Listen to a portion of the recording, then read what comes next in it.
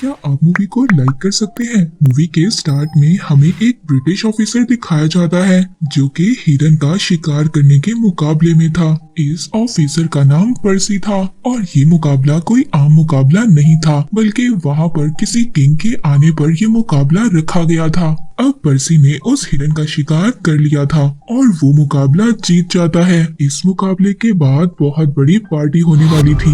वहाँ पर पर्सी को भी इनवाइट किया जाता है। उसको ऐसा लग रहा था कि जब वो इस पार्टी में जाएगा तो उसको ये मुकाबला जीतने पर बहुत सारा इनाम मिलेगा, जिससे वो अपनी फैमिली को सपोर्ट कर सकेगा। पर्सी की फैमिली में उसकी वाइफ और उसका एक बेटा था। जब रात को पर्सी उस पार्टी में जाता है तो हर कोई उसको अवॉइड कर रहा था। कोई भी पर्सी पर ध्यान नहीं देता। ये बात पर्सी को बहुत ज्यादा बुरी लगती है। फिर एक साल बाद पर्सी को रॉयल ज्योग्राफिकल सोसाइटी में लंदन भेजा जाता है। ये एक ऐसी सोसाइटी थी जो ज्योग्राफी पर रिसर्च करती थी। पर्सी जब वहाँ पर पहुँचता है तो वहाँ की ऑफिसर्स उसको बताते हैं 2 कंट्रीज के दरमियान बहुत बड़ी वॉर होने वाली है और उन 2 कंट्रीज के दरमियान अमेज़न का घना जंगल है और यहाँ पर इन दोनों कंट्रीज की कोई भी स्टेट बाउंड्रीज नहीं है। इसी मामले को सॉल्व करने के लिए ब्रिटिश गवर्नमेंट ने हमें वहाँ पर बुलाया है। वहाँ के ऑफिसर्स पर्सी को बताते हैं कि अमेज़न का जंगल बहुत ज्यादा खतरनाक है और वहाँ पर जाना इतना आसान काम नहीं है।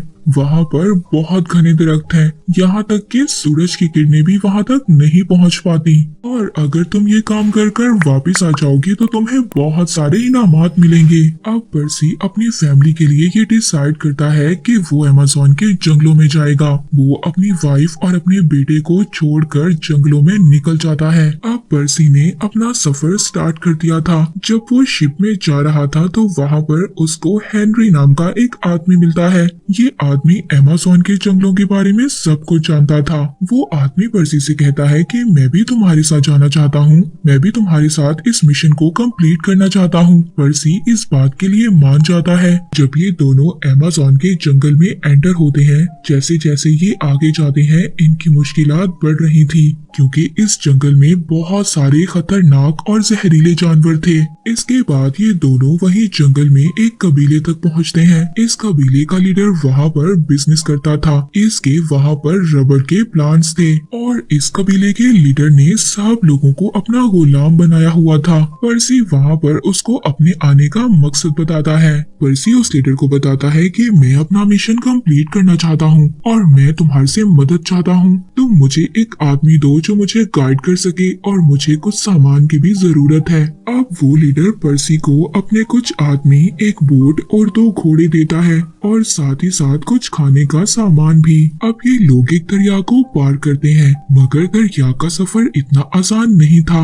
वहाँ पर इनको एक बोट नजर आती है और उसमें एक मरा हुआ आदमी था। जब ये लोग उस बोट को देखते हैं तो बहुत ज्यादा डर जाते हैं। इन्हें इस बात का एहसास हो गया था कि आगे का सफर आसान नहीं है। अब रात हो गई थी। ये लोग एक जगह पर रुककर रात गुजारते हैं। वहीं पर पर्सी को उसकी वाइफ का लेटर भी मिलता है, जिस लेटर में उसने लिखा था कि उनके यहाँ दूसरा बेटा हुआ है। पर्सी जब वो लेटर पढ़ता है तो बहुत ज्यादा उदास हो गया था। वो सोच रहा था कि काश इस टाइम वो अपनी वाइफ के पास होता। पर्सी ये सोच रहा था कि अभी इस वक्त मैं ऐसी जगह पर हूँ जहाँ पर मौत के अलावा कुछ नहीं है। अब वो लीडर का आदमी, वो गाइड जो पर्सी के साथ था, जो उनको रास्ता गाइड कर रहा था, वो पर्सी को बताता है कि घने जंगलों के पीछे एक सोने का शहर है और कुछ लोग इस सिटी को ढूंढने के लिए भी आए थे पर वापस कभी भी नहीं आए। कोई नहीं जानता कि उन लोगों के साथ क्या हुआ क्योंकि वो सिटी इतना ज्यादा खूबसूरत है कि वहाँ पर कोई भी जाता है वापस नहीं आता। पर्सी को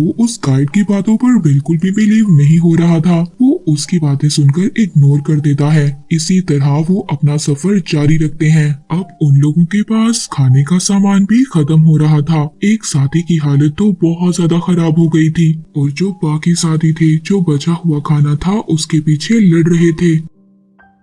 कुछ देर के बाद ये लोग अपनी मंजिल तक पहुंच गए थे। हेनरी वहां पर पहुंचकर बहुत ज्यादा खुश था क्योंकि इनसे पहले यहाँ तक कोई भी नहीं पहुंच पाया था। उन लोगों के साथ ये होता था, या तो कबीले के लोग उनको मार देते थे या फिर वो लोग जानवरों का शिकार हो जाते थे। पर्सी वहां पहुंचकर अपना मिशन कंप्लीट करता है।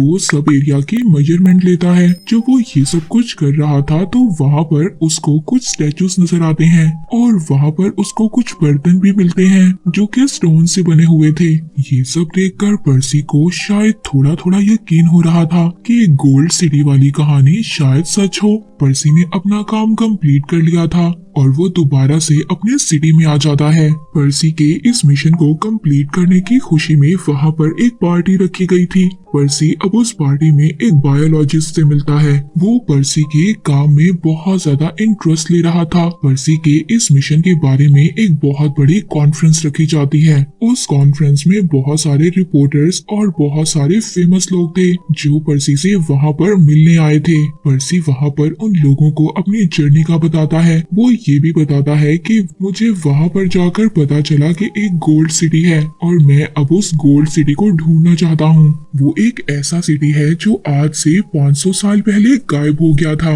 अब ये सब बातें सुनकर वहाँ के लोग पर्सी पर कैसे यकीन करते। वो पर्सी की बातों को बेतुका कहते हैं कि हमें इन बातों पर यकीन नहीं है। तो वहाँ पर पर्सी उनको एक लेटर पढ़कर सुनाता है जो एक सोल्जर ने लिखा था। उस सोल्जर ने ये लिखा था कि हम एक पुराने खंडर में आ पहुंचे हैं और वहाँ पर बहुत सारा सोना है और वहाँ पर बहुत सारे टेम्पल्स हैं। ये लेटर पर्सी की वाइफ को एक पुरानी लाइब्रेरी से मिला था और ये लेटर एक सच्चा लेटर था। इसी लेटर को पढ़कर पर्सी ने ये डिसाइड किया था कि वो इस गोल्ड सिटी को ढूंढ कर रहेगा। वो उस खोए हुए शहर को द लॉस्ट सिटी ऑफ जी का नाम देता है। अब जो वहाँ पर ज्योग्राफिकल सोसाइटी के ऑफिसर थे वो अमेज़न का मिशन दोबारा से पर्सी को दे देते हैं। इस बार पर्सी की वाइफ उससे कहती है कि मैं भी तुम्हारे साथ चलूंगी, मैं इतने सालों तक तुम्हारे बगैर कैसे रह सकती हूँ। इन दोनों में बहस स्टार्ट हो जाती है पर आखिरकार पर्सी की वाइफ मान गई थी जब पर्सी समझाता है कि वहाँ पर बहुत सारा खतरा है। पर्सी अब अमेज़न के जंगलों में अपने साथियों के साथ पहुँच गया था। पर्सी को तो वहाँ पर सब कुछ मालूम था पर जो उसका एक साथी था वो बहुत जल्दी हिम्मत हार गया था। पर्सी की उस साथी की हालत बहुत ज्यादा खराब हो रही थी जब वो देखता है कि एक कबीले के लोग मरे हुए इंसान को पकाकर खा रहे थे। पर्सी अब उस कबीले के लीडर से उस सोने के शहर के बारे में जानता है पर वो लीडर कहता है कि हम इस बारे में कुछ भी नहीं जानते, पर जब तुम इसी रिवर को पार कर थोड़ा सा आगे जाओगे तो वहाँ पर एक और कबीला है। शायद वो कबीला उस गोल्ड सिटी के बारे में कुछ जानता हो। पर्सी का एक साथी जिसकी हालत बहुत ज्यादा खराब थी उसको अपना घर याद आ रहा था और वो बस अपने घर जाना चाहता था।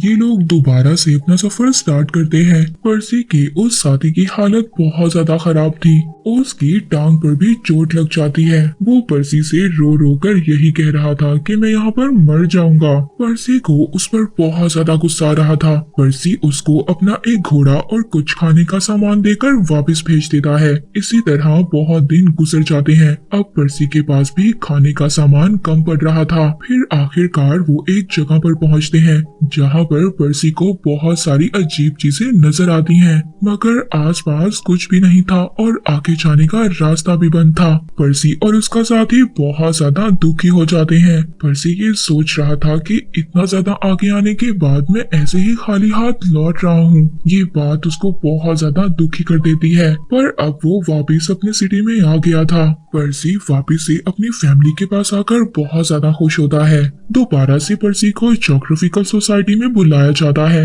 वहाँ पर वही साथी जो वापस आने की जिद कर रहा था वो वहाँ पर मीटिंग में कहता है कि पर्सी ने मुझे ऐसे ही बगैर खाने के जंगल में मरने के लिए छोड़ दिया था। वो पर्सी से माफी मांगने का कहता है और कहता है पर्सी मेरे दोस्त तुम मान जाओ, वहाँ पर कोई भी गोल्ड का सिटी नहीं है। पर पर्सी वहाँ पर माफी नहीं मांगता।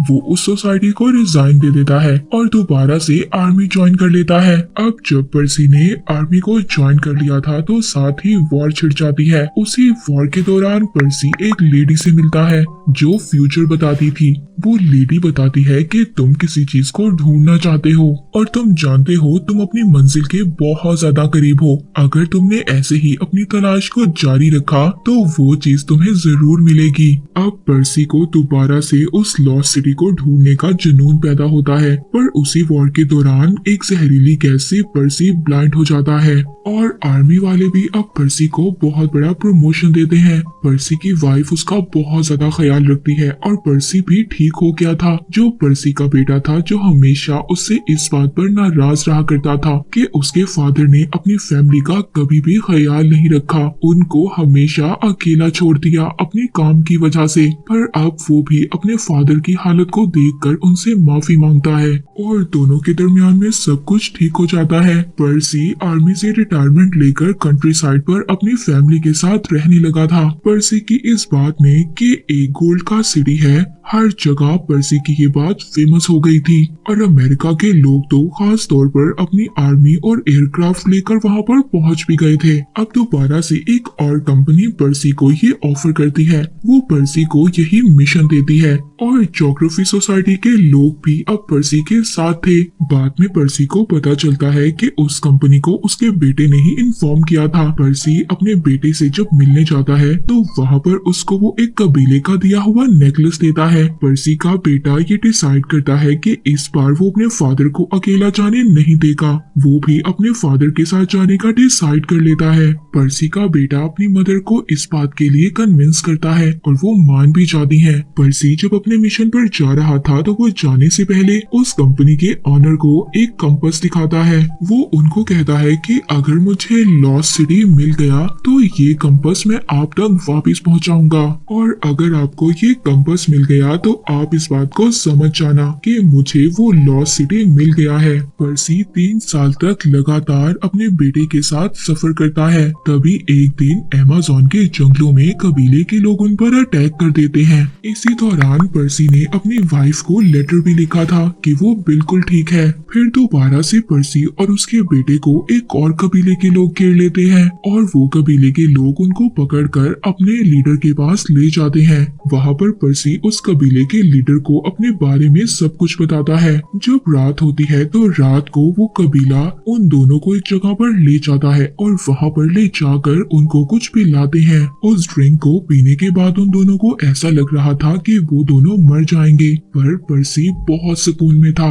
वो अपने बेटे से ये कह रहा था कि यहाँ तक पहुँचना भी बहुत बड़ी बात है। कबीले के लोग उन दोनों को बेहोश कर अपने कंधे पर उठाकर कहीं पर ले जाते हैं। इसी तरह पर्सी और उसके बेटे को गायब हुए बहुत साल गुजर गए थे। दूसरी तरफ हम पर्सी की वाइफ को देखते हैं जो बहुत ज्यादा परेशान थी। वो उसी कंपनी के ऑनर के पास जाती है जिन्होंने पर्सी और उसके बेटे को वहाँ पर भेजा था। पर्सी की वाइफ उससे कहती है कि वो उनको ढूंढने की तलाश जारी रखें। उसकी वाइफ उस ऑनर को कहती है कि पर्सी और मेरा बेटा जिंदा है और मुझे ऐसा लगता है कि वो कबीले के लोगों के साथ रह रहे हैं। पर्सी की वाइफ उस ऑनर को वही कंपास दिखाती है जो पर्सी ने भिजवाई थी, जो जाने से पहले पर्सी ने खुद इस ऑनर को दिखाई थी। और पर्सी ने कहा था कि ये कंपास मैं आपको तब वापस भेजूंगा जब मुझे लॉस्ट सिटी ऑफ जिम मिल जाएगा। वो कंपास देखकर वो ऑनर दोबारा से पर्सी को ढूंढने की तलाश जारी कर देते हैं, पर पर्सी और उसके बेटे का कुछ भी पता नहीं चलता